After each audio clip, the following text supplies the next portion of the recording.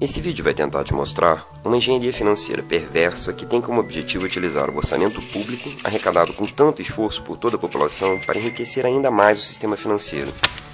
O que está acontecendo e está em vias de ser regularizado é semelhante ao que quebrou a Grécia. Tudo começa com a criação de uma empresa estatal não dependente. Esse tipo de empresa se enquadra em uma figura jurídica criada no último Código Civil, sociedade de propósito específico, que permite a participação de sócios privados e por isso é uma pessoa jurídica de direito privado, mesmo sendo uma estatal com ações majoritariamente do ente federado e por isso controlada por ele. Esse tipo de estatal não está sujeito à fiscalização dos órgãos de controle, como o Tribunal de Contas ou Controladoria, podendo contratar e dispor de bens sem licitação e remunerar seus administradores e funcionários sem limite, acima do teto do funcionalismo público. E o principal objetivo dessas empresas é fazer operações financeiras. O problema é que essas empresas têm feito emissão de papéis financeiros denominados debêntures, que são vendidos com desconto brutal e ainda por cima pagam juros estratosféricos. Um verdadeiro filé cuja compra fica restrita para investidores privilegiados que já estão envolvidos nessas ações, pois não se faz anúncio dessa venda. Deixa eu te dar um exemplo. Um papel financeiro custa 100 mil, mas ele é vendido para esses investidores com deságio que pode chegar a 60%. Ou seja, ele pagará apenas 40 mil, que pode ser parcelado em até 4 vezes por 4 anos. E remunera uma taxa de juros que pode chegar a 23% ao ano, sob o valor integral da debênture. Assim, no primeiro ano, o investidor irá pagar 10 mil à empresa estatal não dependente, uma das 4 parcelas, o valor já com deságio, mas o volume de juros que ele irá receber pode chegar a 23 mil. Mas espera aí. Desse jeito, o valor que o investidor vai receber de juros será maior que a parcela do investimento que ele irá pagar à empresa. Exatamente. Enquanto o investidor recupera seu investimento imediatamente com lucro estratosférico, a empresa estatal não dependente vai acumular um prejuízo enorme.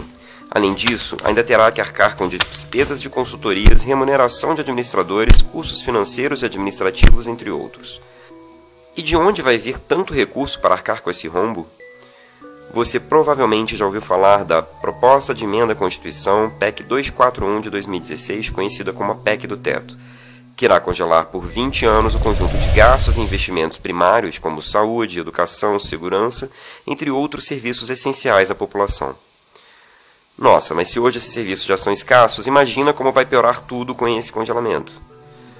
E todo esse sacrifício para destinar ainda mais recursos para o pagamento de juros e amortizações da dívida pública, beneficiando os sigilosos detentores dos títulos dessa dívida, que, diga-se por passagem, nunca foi auditada e sobre ela recaem diversos indícios de ilegalidade, ilegitimidade e até fraude, comprovadas inclusive por comissões do Congresso Nacional.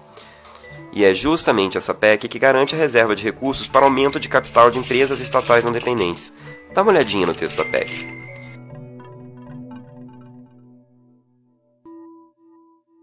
Espera, mas a lei de responsabilidade fiscal não impede o Estado de arcar com esses custos? Exato, isso é ilegal. Aí é que a gente percebe a sofisticação desse esquema. A garantia do ente federado para esse negócio não é feita através de um contrato padrão, justamente porque isso vai de encontro com a lei. Por isso, a concessão da garantia está sendo disfarçada em uma operação que funciona assim.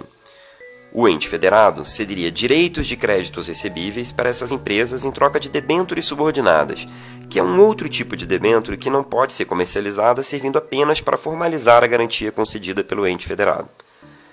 Veja bem, o texto desse negócio deixa claro que a cessão que o Estado está fazendo é simplesmente dos direitos de créditos recebíveis. Os créditos em si continuam sob tutela dos órgãos competentes, que são as procuradorias dos entes federados que seguem arcando com todos os ônus e dificuldades do processo de cobrança desses recebíveis. E o grande problema é que esses recebíveis se referem aos créditos autônomos. E aí é preciso entender que a dívida ativa constitui a maior parte desses créditos. Para quem não sabe, a dívida ativa é o volume de tributos e outros créditos devidos à União, Estados e municípios, sendo que apenas uma pequena parte desses créditos conseguem ser arrecadados. Em sua maioria, ela corresponde a créditos incobráveis, pois são devidos por contribuintes que não têm como pagar seus débitos, tais como empresas falidas, não encontradas ou que nunca existiram de fato. Por isso, a maior parte é considerada podre, isso é, não possui a menor chance de ser arrecadada. O esquema fraudulento que os projetos em andamento no Congresso Nacional visam legalizar parte justamente dessa ilusão de que se trataria de um grande negócio para os entes federados que conseguiriam vender essa dívida ativa podre para alguém que pagaria até 40% de seu valor.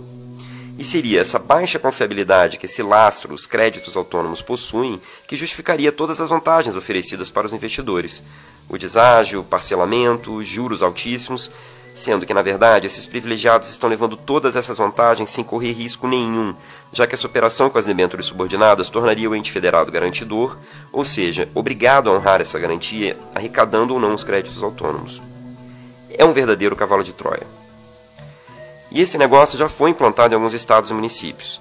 Esse esquema entrou no país por meio de consultorias especializadas que contam com técnicos que possuem pedigree do FMI, e ao observarmos os quadros dessas consultorias, percebemos que os mesmos têm ocupado posições relevantes nas empresas públicas não dependentes e até mesmo nas secretarias de fazenda diretamente vinculadas à implantação dos esquemas.